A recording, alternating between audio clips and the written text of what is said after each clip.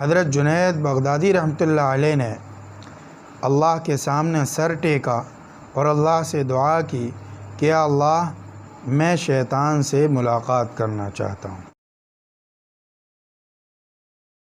السلام علیکم ورحمۃ اللہ وبرکاتہ۔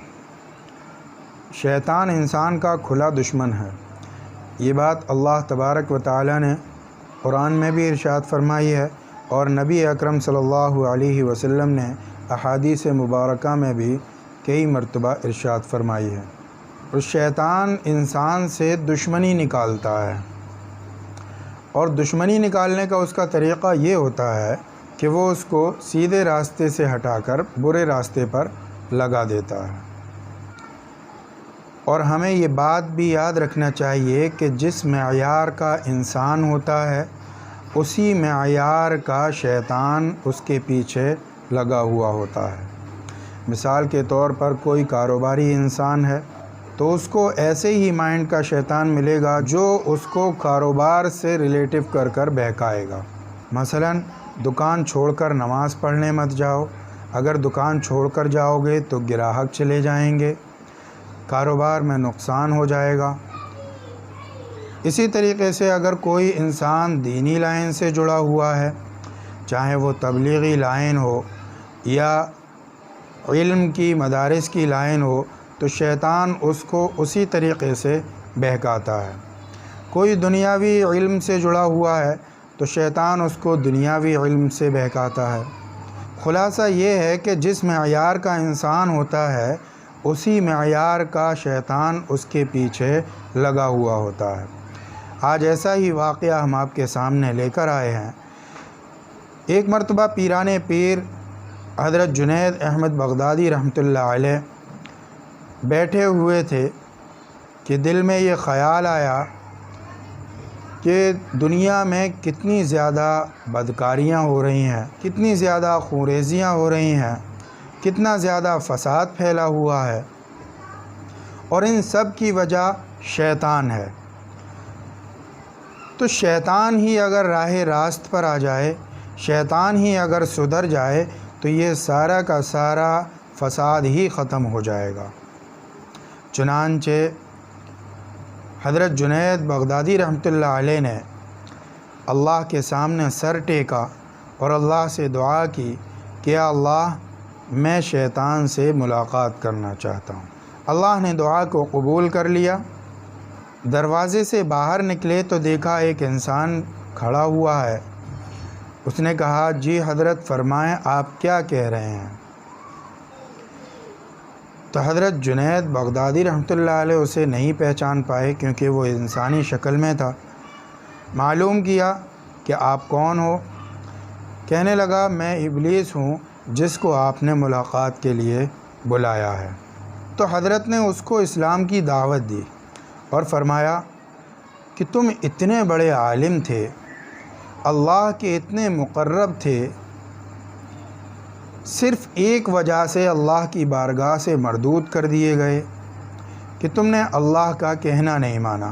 اللہ نے فرمایا تھا کہ آدم کو سجدہ کر لو، تو تم سجدہ کر لیتے تو کیا ہو جاتا؟ حضرت نے فرمایا ابھی بھی وقت نہیں گزرا ہے، اگر ابھی توبہ کرنا چاہو تو توبہ کر لو، توبہ کے دروازے کھلے ہوئے ہیں، اللہ سے توبہ کر لو اور حضرت آدم علیہ السلام کی قبر پر جا کر سجدہ کراؤ، امید ہے اللہ تمہیں معاف کر دے گا۔ اب دوستو شیطان کے بہکانے کا طریقہ دیکھیے۔ کہنے لگا کہ حضرت آپ جیسی شخصیت، آپ جیسے بڑے بزرگ ایسی کفریہ بات کہیں گے یہ مجھے امید نہیں تھی۔ حضرت سوچ میں پڑ گئے، آخر میں نے ایسی کون سی کفریہ بات کہہ دی؟ تو وہ کہنے لگا کہ حضرت آپ مجھے ایک مسئلہ بتائیں، کیا اللہ کو سجدہ کرنا جائز ہے؟ تو حضرت نے فرمایا کہ بالکل جائز ہے۔ کہنے لگا کیا غیر اللہ کو سجدہ کرنا بھی جائز ہے؟ حضرت نے فرمایا نہیں، غیر اللہ کو سجدہ کرنا تو حرام ہے۔ تو کہنے لگا حضرت آدم علیہ السلام اللہ ہیں یا غیر اللہ؟ وہ یقیناً غیر اللہ ہیں، اللہ کے علاوہ ہیں، یعنی آپ غیر اللہ کو سجدہ کرنے کے لیے مجھ سے کہہ رہے ہیں۔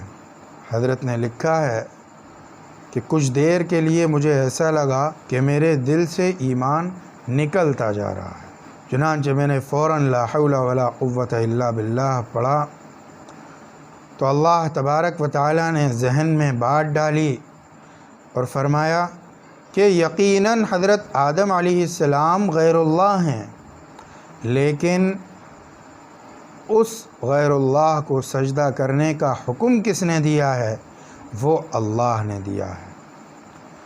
تو تم حکم کی تابعداری کرو، تم یہ مت دیکھو کہ کون کیا ہے، تم صرف حکم دیکھو کہ اللہ نے حکم کیا کیا ہے۔ اتنا سننا تھا کہ وہ شیطان وہاں سے فوراً بھاگ گیا۔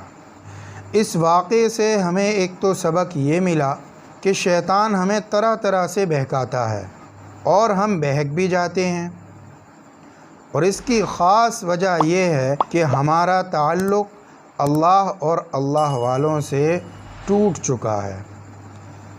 تو ہمیں اللہ اور اللہ والوں سے تعلق کو جوڑنا ہے۔ دوسری چیز یہ بھی سبق ملتا ہے کہ اللہ تبارک و تعالیٰ نے جو بتلا دیا اس میں کوئی بھی نقطہ چینی نہیں نکالنی چاہیے، اسے سر جھکا کر تسلیم کر لینا چاہیے اور اس حکم کو بجا لینا چاہیے۔ اگر ہم یہ کر لیں گے تو یقیناً اللہ ہم سے راضی ہو جائے گا۔ اللہ ہمیں عمل کی توفیق عطا فرمائے۔ السلام علیکم ورحمۃ اللہ وبرکاتہ۔